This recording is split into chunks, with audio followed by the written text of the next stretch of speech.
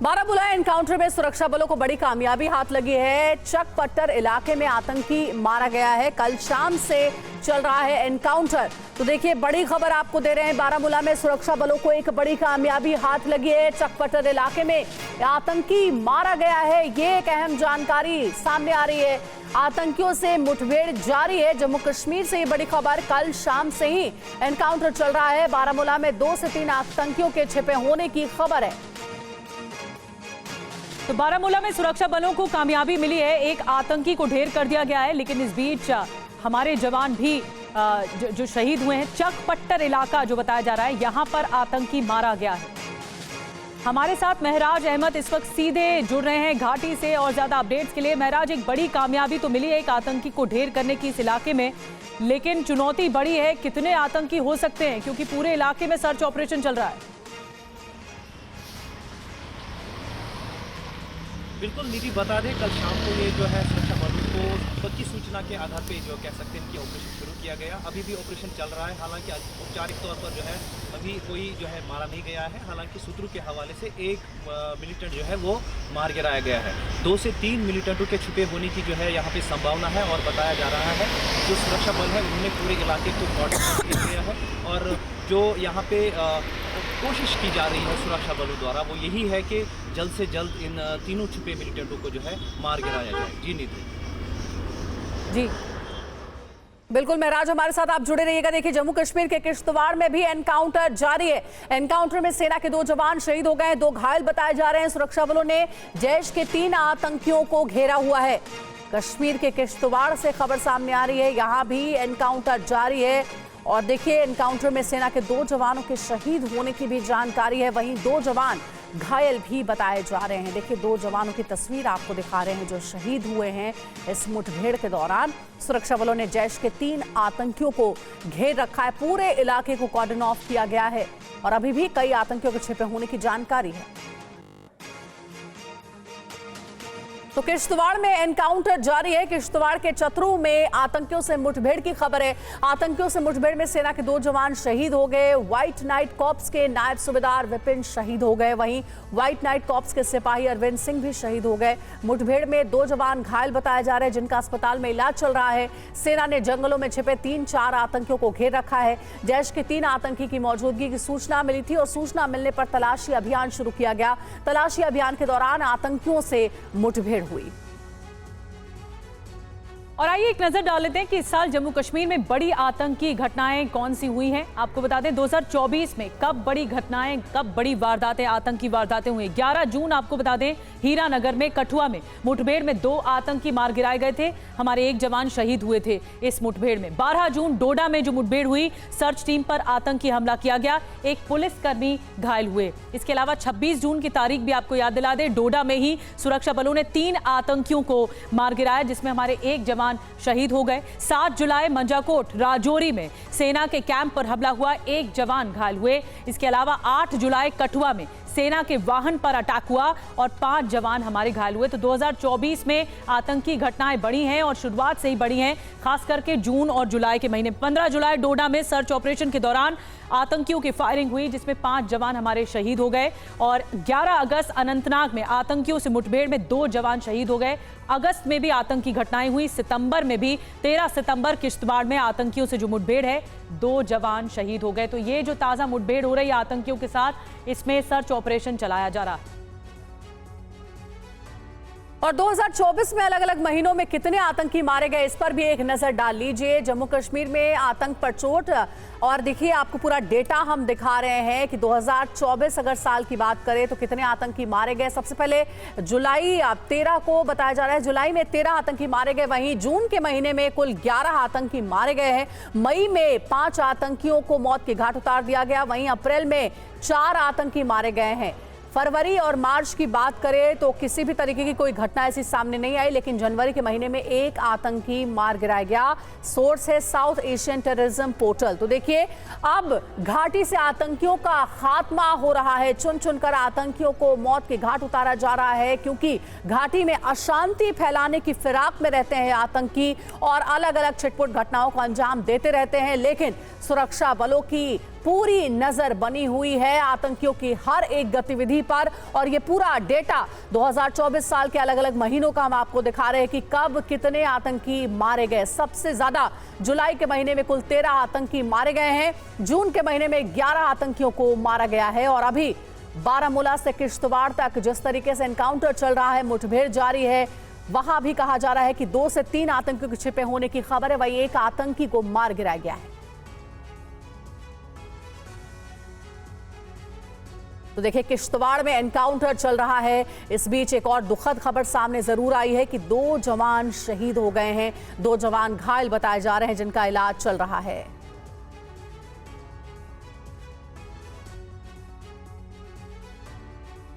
और एक और खबर जम्मू कश्मीर से आपको बता दें, आज जम्मू के डोडा में प्रधानमंत्री मोदी चुनावी शंखनाद करने वाले हैं। प्रधानमंत्री मोदी डोडा में जनसभा को संबोधित करने वाले हैं। डोडा में 45 साल बाद किसी प्रधानमंत्री की रैली होने वाली है। प्रधानमंत्री मोदी जनता को बदलाव का संदेश देंगे, जो जम्मू कश्मीर में बदलाव आया है। धारा 370 हटने के बाद 2019 के बाद ये जो बदलाव आया है, इसके बारे में प्रधानमंत्री कह सकते हैं विकास का जो वादा किया गया है बीजेपी की ओर से, उनके संकल्प पत्र में इस बात को एक बार फिर दोहराया जा सकता है। और 45 साल बाद कोई प्रधानमंत्री डोडा में प्रधानमंत्री की रैली होने जा रही है, जो कि बहुत अहम मानी जा रही है। तो प्रधानमंत्री नरेंद्र मोदी आज से जम्मू कश्मीर में अपने चुनाव प्रचार का आगाज करने वाले हैं। पीएम मोदी डोडा जिले में रैली करेंगे, जो पिछले 4 दशकों में किसी प्रधानमंत्री की पहली रैली होगी। यह ऐतिहासिक कार्यक्रम डोडा स्पोर्ट्स स्टेडियम में होगा और पीएम चुनाव रैली के 8 विधानसभा के प्रत्याशियों के लिए वोट मांगेंगे। जी हाँ, ये डोडा की जो रैली है वो क्यों आखिर अहम है, आइए बड़ी बातों पर एक बार नजर डाल लेते हैं। डोडा से प्रधानमंत्री मोदी का चुनावी शंखनाद होने जा रहा है। डोडा अहम है, जम्मू के डोडा में आज प्रधानमंत्री मोदी की रैली है। ऐतिहासिक कार्यक्रम डोडा स्पोर्ट्स स्टेडियम में होगा प्रधानमंत्री मोदी का। और 4 दशकों में 40 सालों में किसी प्रधानमंत्री में की ये पहली रैली होगी जिस पर सबकी नजरें हैं। 1979 में इंदिरा गांधी ने डोडा में चुनावी रैली की थी, इसलिए इलाका बहुत अहम है। और कई दशकों तक आतंकवाद से ये इलाका प्रभावित रहा है, बहुत सेंसिटिव जोन माना जाता है। डोडा रैली के लिए सुरक्षा के पुख्ता बंदोबस्त किए गए हैं, पुख्ता इंतजाम किए गए हैं। सुरक्षा कड़ी है, रैली स्थल की ड्रोन से भी निगरानी होगी और सुरक्षा व्यवस्था के तहत रैली के लिए पूरा स्टेडियम परिसर सील कर दिया गया है। आसपास के इलाकों में सुरक्षा बढ़ा दी गई है। तो जब ये प्रधानमंत्री का कार्यक्रम तय हुआ, डोडा में स्पोर्ट्स स्टेडियम में उनका कार्यक्रम होगा, उनकी रैली होगी, तब से ही सुरक्षा कड़ी कर दी गई है। तो पीएम मोदी डोडा रैली से पूरे चुनाव क्षेत्र को साध सकते हैं, कैसे ये समझ लीजिए। डोडा में पीएम की रैली होगी और चुनाव क्षेत्र पर इसका असर पड़ेगा। चुनाव क्षेत्र के नाम से मशहूर है डोडा। चुनाव क्षेत्र में 8 विधानसभा सीटें हैं। डोडा, डोडा पश्चिम, भद्रवाह, किश्तवाड़, इंद्रवाल, पाडर, नागसेनी, रामबन और बनिहाल। बीजेपी के मिशन 50 के लिए सभी सीट बेहद अहम है। बीजेपी जम्मू की सभी 43 सीटों पर चुनाव लड़ रही है। और इस बीच आपको बता दें कि क्या बड़ा संदेश दिया जा सकता है प्रधानमंत्री मोदी की ओर से। डोडा की रैली से क्या संदेश देंगे प्रधानमंत्री, देखिए। नए कश्मीर की तस्वीर दुनिया के सामने रखी जाएगी, जो नया कश्मीर इस वक्त दिख रहा है पूरी दुनिया को। विकास और अनुच्छेद 370 जैसे मुद्दों को उठाया जा सकता है उनके संदेश में। विपक्षी पार्टियों के दुष्प्रचार पर जवाब भी दिया जा सकता है, जिस तरह से विपक्षी पार्टियां हमलावर हैं बीजेपी पर, प्रधानमंत्री मोदी पर। चौथी बड़ी बात, पाकिस्तान से वार्ता की बात करने वालों को घेरा जा सकता है प्रधानमंत्री मोदी की ओर से। ये बड़ी बातें हैं जो कि डोडा से कही जा सकती हैं। ये बड़ा संदेश है जो प्रधानमंत्री मोदी की ओर से कहा जा सकता है। तो डोडा की रैली से जो संदेश देंगे प्रधानमंत्री, वो भी बहुत ही अहम रहने वाला है। और उस बीच एक और अहम खबर आपको बता दें, ये खबर दिल्ली से सामने आ रही है। आज हनुमान मंदिर जाएंगे दिल्ली के सीएम अरविंद केजरीवाल। कल उन्हें बेल मिली थी, 12 बजे हनुमान मंदिर जाकर के दर्शन करेंगे। इससे पहले भी जब केजरीवाल को जमानत मिली थी तो वो सबसे पहले हनुमान मंदिर गए थे परिवार के साथ दर्शन करने के लिए। और आज भी 12 बजे के करीब हनुमान मंदिर जाकर के दर्शन करने वाले हैं। ये कार्यक्रम उनका तय बताया जा रहा है। तो तिहाड़ से निकले केजरीवाल, कल घर पर स्वागत हुआ, दोस्तों से मिले और उसके बाद आज हनुमान मंदिर जाकर दर्शन करेंगे।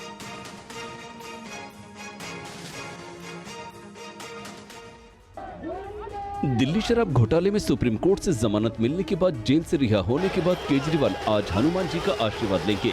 156 दिन बाद केजरीवाल की जेल से रिहाई के बाद पार्टी कार्यकर्ताओं, नेताओं और परिवार में खुशी का माहौल है।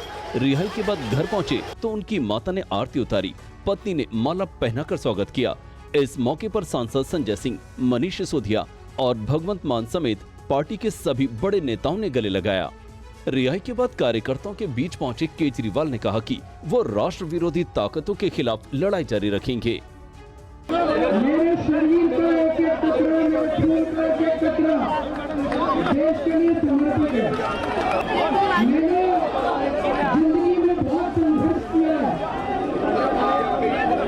बहुत बड़े संघर्ष किए, जिंदगी में बहुत मुसीबतें झेली है।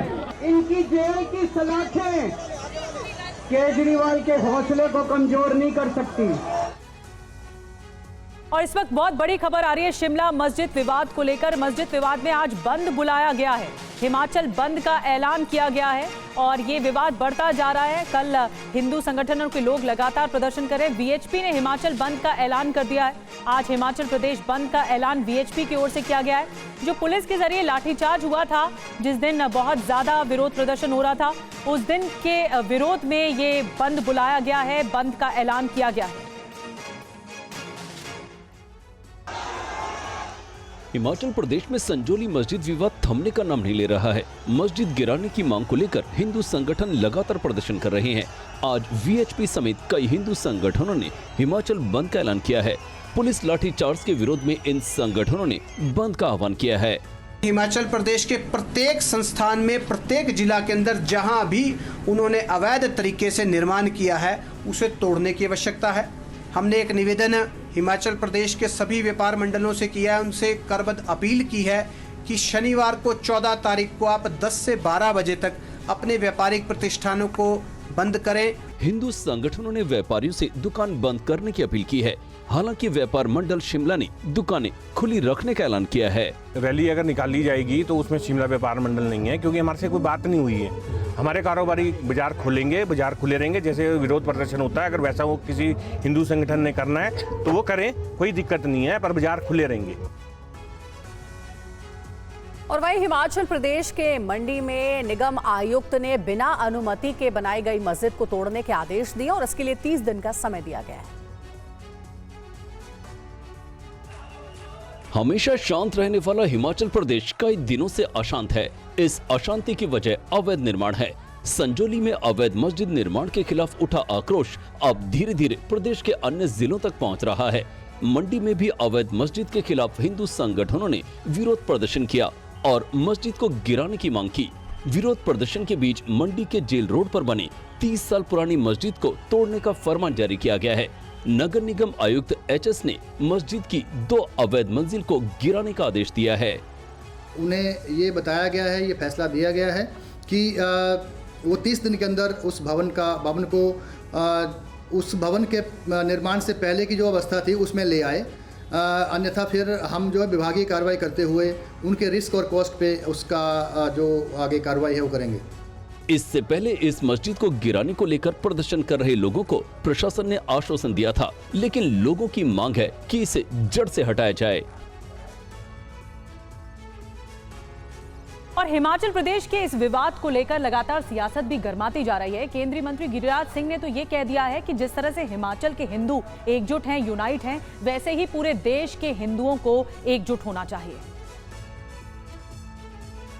हिमाचल के हिंदुओं ने एकजुटता का प्रदर्शन किया, जिससे बकफोट को रुकना पड़ा और ये संदेश देता है हिमाचल पूरे देश को, जब तुम एकजुट रहोगे तो दुनिया की कोई ताकत नहीं, न कोई गोरी आएगा न कोई मुगल आएगा। यही संदेश हिमाचल ने दिया है। समुदाय के लोग गए हैं और उन्होंने कहा कि जितनी भी हमारी मंजिलें हैं, ये नहीं है कि 2 या 3 है, मेरे को उन्होंने अभी बताया, मेरे को हमारे वो अगर वो अवैध बनी होगी तो हम आयुक्त से ये मांग करते हैं कि इन्हें गिराने की हमें इजाज़त दे दी जाए।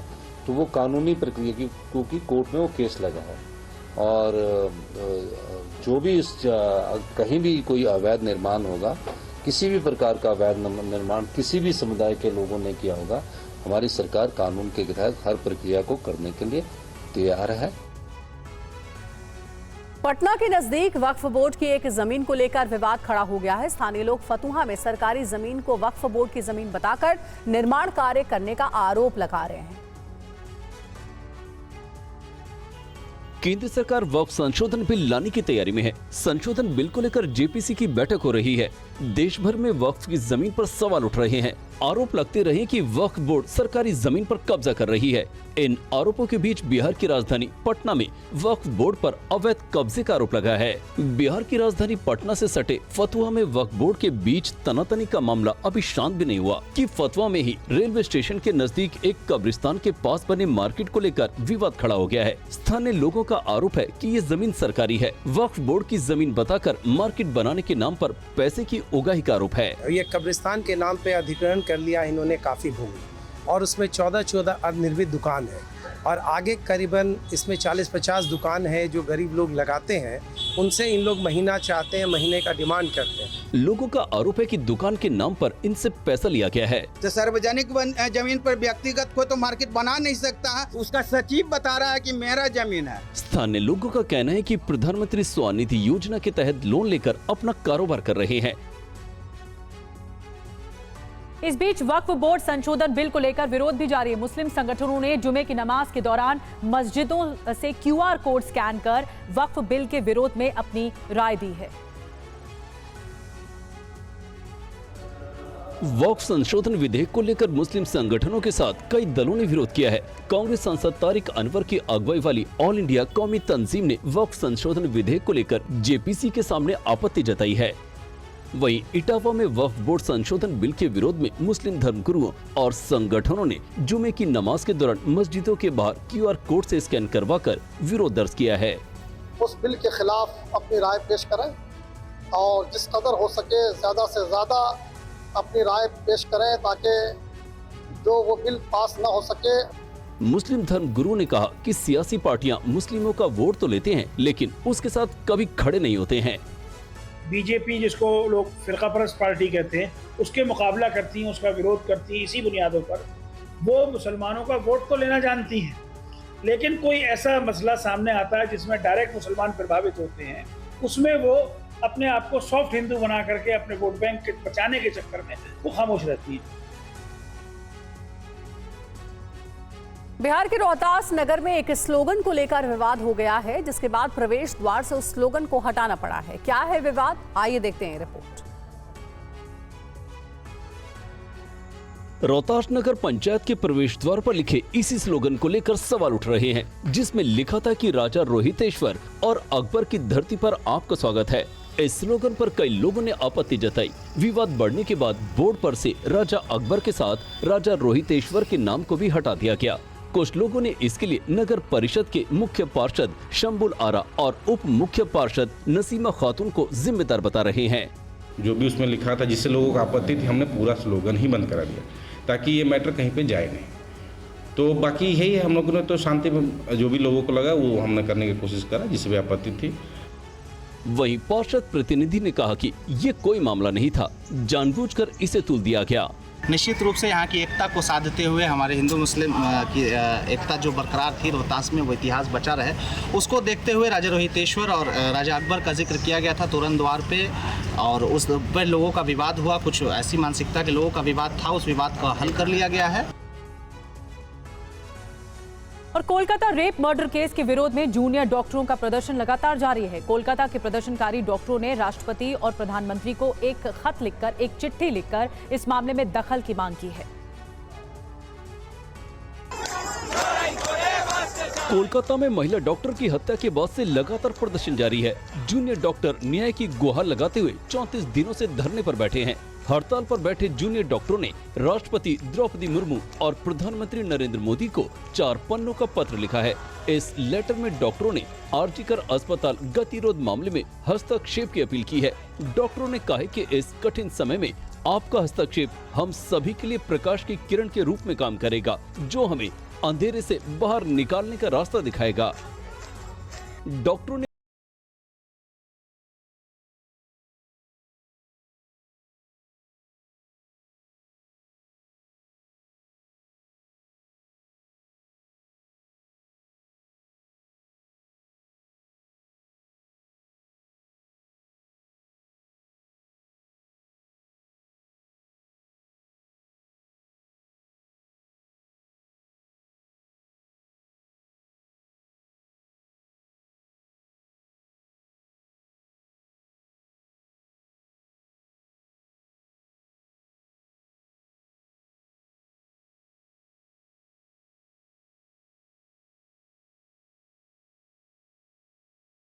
डॉक्टर्स, ये रेसिडेंट डॉक्टर्स जो हम लोग हैं वो बहुत कम पीपल में है, तो और भी जो सीनियर डॉक्टर्स है वो सारा दिन रात काम करते हैं, सुबह में जाते हैं, रात 9 बजे तक काम करते हैं, नाइट देते हैं, इमरजेंसी सर्विस ऑल वो सब पीपल कर रहे हैं। तो ऐसा बात नहीं है कि हम लोग अगर बैठ गए तो इसका बात मतलब नहीं है जो मेडिकल कॉलेजेस है वो बंद हो जाएगा। पब्लिक को कि ओपीडी एक्चुअली में बंद नहीं है, तो आजकल फिर से जो हमारा ओपीडी का नंबर जैसे 500 होता था अभी 450 तक हो रहा है हमारा आउटडोर में, तो अभी हो रहा है। ये आंदोलन कर रहे हैं, ये तो कोई गुनाह नहीं कर रहा है कि इसके लिए हमको चेतावनी मिलनी चाहिए। अगर वो चेतावनी दे रहे हैं तो हम लोग मतलब बहुत दुखित है, ये बहुत दुख की बात है। इसके अलावा और क्या ही कह सकते हैं। हम लोग तो रेडी है उनके साथ डिस्कशन के लिए। हाँ, जो रिप्रेजेंटेटिव जाते हैं वो तो हम सब लोगों के रिप्रेजेंटेटिव है, ये तो कोई पार्टी नहीं है कि वो जो बोलेंगे वही होगा, वो हमारे तरफ से जा रहे हैं, तो हमें भी तो जानना का ज़रूरत है, बाकी पूरे पब्लिक को जानना का ज़रूरत है कि वहाँ पे क्या हो रहा है। सिर्फ वो लोग एक बंद कमरे में क्या हो रहा है उसमें तो कोई ट्रांसपेरेंसी नहीं रहेगा। और उत्तराखंड में बारिश के चलते हुए कई जिलों में हाहाकार मचा हुआ है। हिमाचल में भी कई जगहों पर बारिश की वजह से 31 सड़कें बंद कर दी गई हैं। हम पार कैसे जाएंगे आप? डराने वाली ये तस्वीरें उत्तराखंड के पिथौरागढ़ के मुनस्यारी की हैं, जहां पानी सब कुछ तबाह करने पर आमादा है। लगातार हो रही तेज बारिश से मुनस्यारी मिलम मोटर मार्ग बंद हो गया है। भारी बारिश के चलते नदी का जलस्तर बढ़ने से मोटर मार्ग बंद हो गया है, जिससे आवाजाही पूरी तरह से बंद हो गई है। नैनीताल में पिछले 2 दिन से हो रही बारिश के चलते झील का जलस्तर खतरे के निशान से ऊपर पहुंच गया है। जानकारी के मुताबिक झील का जलस्तर खतरे के निशान से 12 फीट ऊपर है। चंपावत में भी भारी बारिश की वजह से भारत नेपाल सीमा पर बन बसा शारदा बैराज पर शारदा नदी उफान पर है। हालात को देखते हुए नहर विभाग ने रेड अलर्ट जारी किया है। वहीं हिमाचल प्रदेश के कई हिस्सों में लगातार जारी बारिश के कारण कुल 31 सड़कें यातायात के लिए बंद कर दी गई हैं। मौसम विभाग ने शिमला और सिरमौर जिलों के कुछ हिस्सों में बाढ़ के खतरे की चेतावनी जारी की है। मध्य प्रदेश और उत्तर प्रदेश में बारिश और बाढ़ ने कोहराम मचा दिया है। दोनों राज्यों की कई जगहों पर लोग परेशान हैं। ग्वालियर के मानपुर डेरे इलाके में फंसे कई ग्रामीणों को सेना की टीम ने रेस्क्यू किया। रेस्क्यू किए गए लोगों में महिलाएं और बच्चे भी शामिल हैं। अब तक पूरे जिले में फंसे 350 से ज्यादा ग्रामीणों का रेस्क्यू किया जा चुका है, जिन्हें राहत शिविरों में सुरक्षित ठहराया गया है। भारी बारिश और मध्य प्रदेश से छोड़े गए पानी की वजह से उत्तर प्रदेश के जालौन में बाढ़ जैसे हालात बने हुए हैं। पहुज नदी का जलस्तर बढ़ने से कोंच तहसील के कई गाँव में पानी घुस गया है। स्थानीय विधायक भी हालात का जायजा लेने पहुँचे और लोगों को हर संभव मदद का आश्वासन दिया। बांदा में भी केन और यमुना नदी का जलस्तर बढ़ने से कई गांव में बाढ़ जैसे हालात बने हुए हैं। नदी किनारे बसे गांव तक बाढ़ का पानी घुसने लगा है। उधर संगम नगरी प्रयागराज में गंगा और यमुना के जलस्तर में तेजी से हो रही बढ़ोतरी के बाद गंगा का पानी एक बार फिर लेटे हनुमान मंदिर में प्रवेश कर गया। मंदिर परिसर में मां गंगा का वैदिक मंत्रोच्चार के साथ स्वागत किया गया। इससे पहले पिछले महीने भी गंगा ने लेटे हनुमान को स्नान कराया था। वहीं दिल्ली की बात करें तो और दिल्ली एनसीआर में बारिश और जलभराव के चलते लोगों को भारी परेशानियों का सामना करना पड़ रहा है। देखिए रिपोर्ट। तस्वीरें दिल्ली के अलग अलग इलाकों से सामने आई हैं, जिनमें लगातार हो रही बारिश की वजह से बीच वाहनों की लंबी कतारें नजर आ रही हैं। कई इलाकों में जाम की स्थिति बनी दिखी, जिससे लोगों को भारी परेशानी का सामना करना पड़ा। आईटीओ के पास भी शुक्रवार शाम को कई घंटे तक जाम जैसे हालात बने रहे। वहीं दिल्ली के मिंटो रोड पर भी भारी बारिश के कारण यातायात बाधित रहा, जिससे और लोगों को अपने घर पहुंचने में काफी मशक्कत का सामना करना पड़ा। वहीं कई हिस्सों में भारी बारिश के कारण जल भराव जैसे हालात भी देखने को मिले। साकेत मेट्रो स्टेशन के बाहर घुटने तक पानी भर गया। पानी के बीच लोग परेशानियों का सामना करते नजर आए। दिल्ली के सैनिक फार्म इलाके में भारी बारिश के कारण जल भराव देखा गया। दिल्ली से सटे नोएडा में भी बारिश के चलते जल भराव के बाद चिल्ला बॉर्डर पर यातायात जाम देखा गया। हरियाणा के गुरुग्राम में बारिश की वजह से कई इलाकों में जल जमाव हो गया, जिसके चलते लोगों को आने जाने में परेशानियों का सामना करना पड़ा। गुजरात के गांधीनगर में गणेश विसर्जन के दौरान हुए हादसे में 8 लोगों की डूबने से मौत हो गई। पीएम मोदी ने हादसे पर दुख व्यक्त किया है। गांधीनगर की देहगाम तहसील के वासना सोगठे गांव के पास मेश्वर नदी में गणपति विसर्जन कार्यक्रम के दौरान डूबने से 8 लोगों की मौत हो गई। चश्मदीद के मुताबिक हादसे में 8 लोग डूब गए। सभी शव बरामद कर लिए गए हैं। फिर भी एसडीआरएफ और एनडीआरएफ की टीमें तैनात हैं। हादसे पर पीएम मोदी ने सोशल मीडिया के जरिए दुख व्यक्त किया है। पीएम ने कहा कि देहगाम तालुक में डूबने की घटना में लोगों की मौत की खबर से अत्यंत दुख हुआ। इस त्रासदी में अपने प्रियजनों को खोने वाले सभी परिवारों के प्रति मेरी संवेदनाएं। ईश्वर दिवंगत आत्माओं को शांति प्रदान करें। हमारी माहिती मुताबिक और आई विटनेस जो कृष्णा चौहान है वो बता रहे तो 8 ही बंदे लापता है और 8 की डेड बॉडी हमने रिकवर कर ली है। फिर भी हम रीअश्योर कर रहे हैं, यहाँ पे गांव में भी सरपंच के थ्रू हम माहिती इकट्ठा कर रहे हैं कि कहीं कोई परिवार का युवान या फिर कोई आदमी मिसिंग तो नहीं है ना। गुजरात में पिछले कुछ दिन में गणपति विसर्जन के दौरान डूबने की ये चौथी घटना है। हादसों में अब तक 15 लोगों की मौत हो चुकी है। और खबर मणिपुर से। मणिपुर के 2 जिलों में आज कर्फ्यू में 11 घंटे की ढील जारी है। सुबह 5 बजे से शाम 4 बजे तक कर्फ्यू में ढील रहेगी। मणिपुर के इम्फाल पश्चिम, इम्फाल पूर्व जिलों में आज कर्फ्यू में ढील दी जा रही है। यहाँ 10 सितंबर से कर्फ्यू लगा है। मणिपुर में दोबारा हिंसा भड़कने के विरोध में छात्र लगातार विरोध प्रदर्शन कर रहे थे, जिसके चलते दोनों ही जिलों में कर्फ्यू लगा दिया गया था। वहीं केंद्र सरकार ने एक जांच आयोग को मणिपुर में सिलसिलेवार हिंसा की जांच की रिपोर्ट सौंपने के लिए 20 नवंबर तक का समय दिया है। राज्य में मणिपुर में हिंसा से अब तक 220 से ज्यादा लोग अपनी जान गंवा चुके हैं। वहीं इस बीच कांगपोकपी जिले से एक राहत शिविर की तस्वीरें सामने आई है, जहां करीब 100 परिवार शांति से रह रहे हैं। इनका कहना है कि सामान्य जिंदगी में वापस लौटने के अलावा इनकी कोई मांग नहीं है।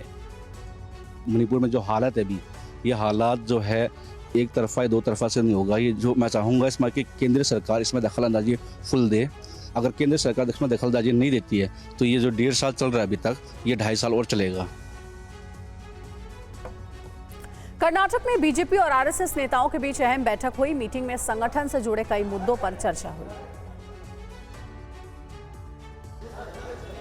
बेंगलुरु में बीजेपी और आरएसएस के बीच करीब 6 घंटे तक बैठक चली। कर्नाटक बीजेपी के 40 चुनिंदा नेताओं के साथ आरएसएस के पदाधिकारियों ने लंबी बातचीत की। सूत्रों के मुताबिक इस बैठक में संगठन से जुड़े कई मुद्दों पर चर्चा हुई, जिसमें पार्टी नेताओं की सार्वजनिक बयानबाजी पर संघ ने बीजेपी नेताओं को फटकार भी लगाई। बैठक में आरएसएस ने निर्देश दिया कि पार्टी के मुद्दों को लेकर पार्टी के मंच पर चर्चा होनी चाहिए, सार्वजनिक चर्चा से परहेज किया जाना चाहिए। सूत्रों के मुताबिक संघ पदाधिकारियों ने बीजेपी में एक तरफा फैसले लेने का भी विरोध किया और कहा कि फैसले पार्टी नेता सामूहिक तौर पर लें। आरएसएस ने यह भी कहा कि हर मामले पर दिल्ली की तरफ देखने की जरूरत नहीं, सब कुछ आलाकमान ही संभालेगा, तो आप क्या करेंगे। संघ ने बैठक के दौरान कहा कि बीजेपी कांग्रेस की तरह नहीं हो सकती। हमें हिंदुत्व और हमारी संस्कृति की रक्षा के लिए आगे बढ़ना ही होगा।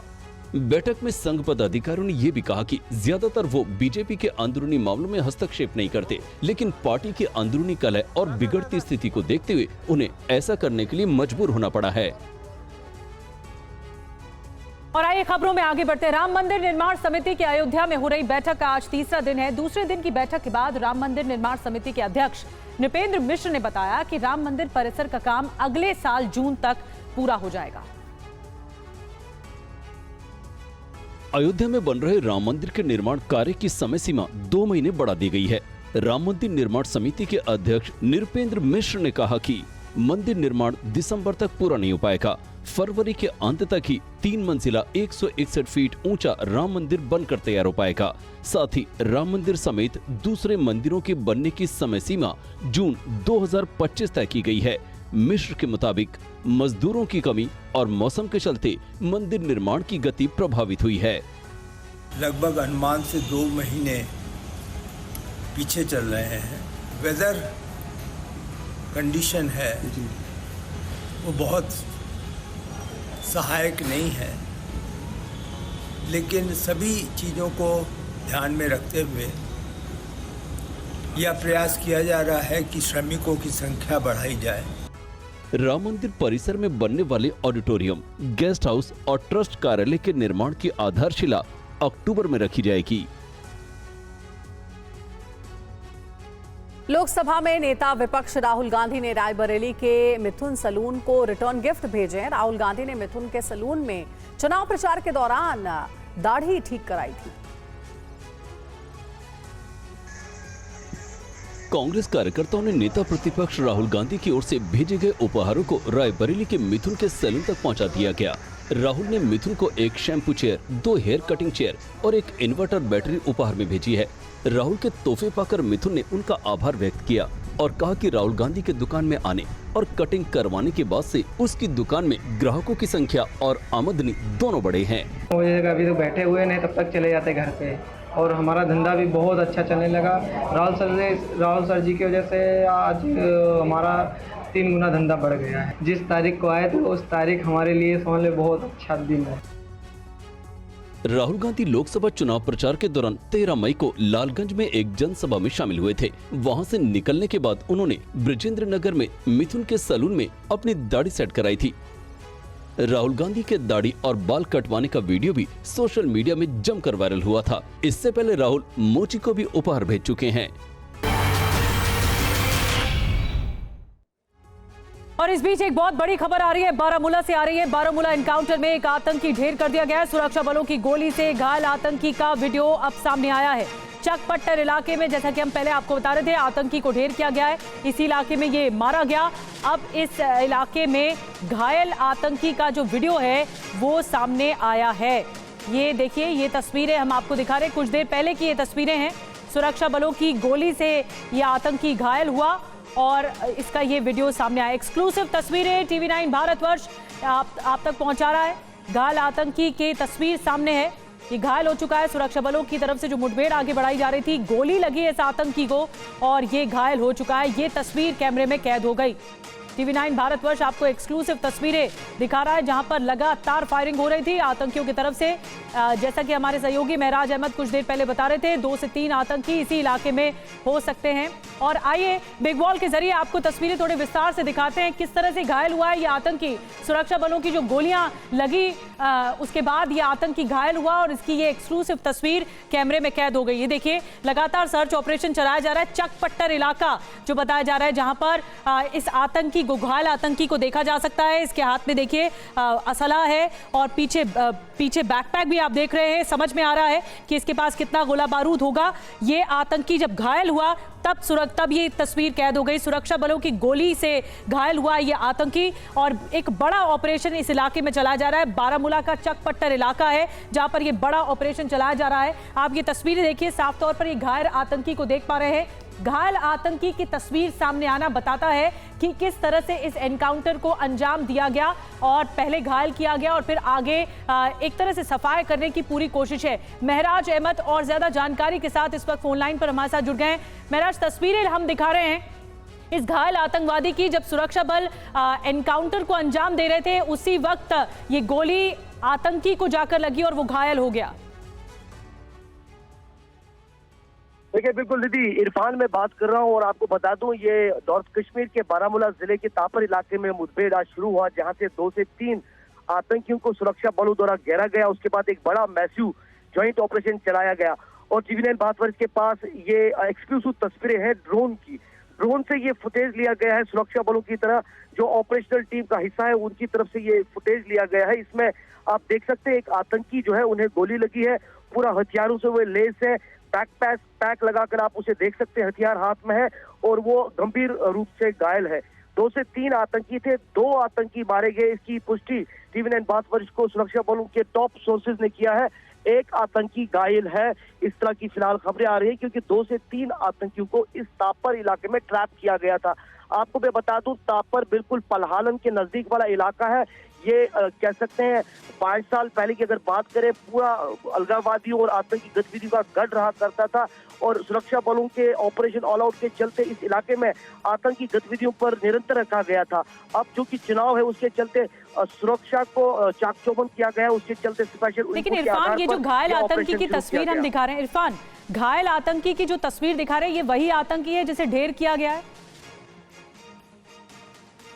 देखिए, हाँ बिल्कुल, फिलहाल जो सूत्रों से पुष्टि हुई है उसके हिसाब से 2 आतंकी मारे गए हैं, एक गंभीर रूप से घायल है। कुछ देर में आधिकारिक रूप से पुष्टि आएगी कि क्या ये घायल आतंकी अभी जिंदा है या इसके बाद इसकी हलाकत हुई है।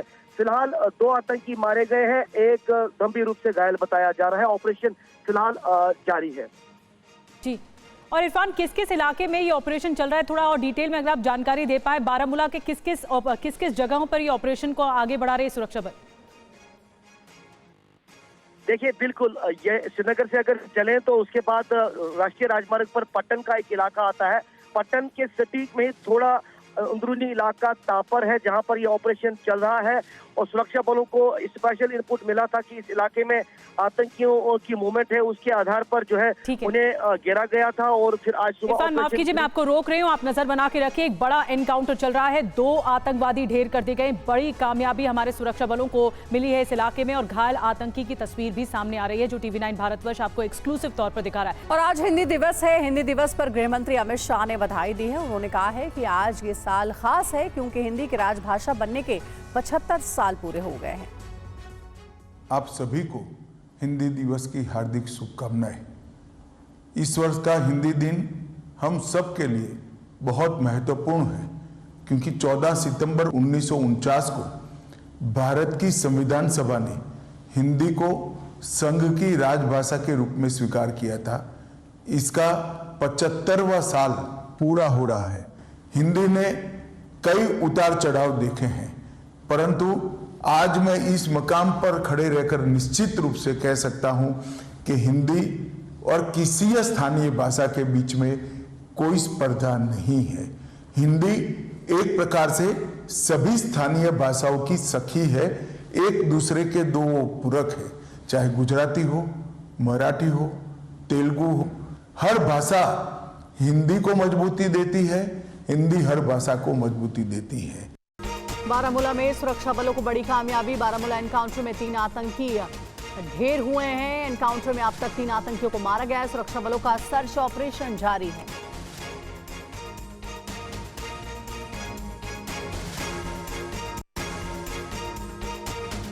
और ये तस्वीरें हैं राजस्थान के सवाई माधोपुर की, जहां भारी बारिश के बाद नदियां उफान पर हैं। गांव में नदियों का पानी घुस गया है जिसकी वजह से लोगों का बुरा हाल है।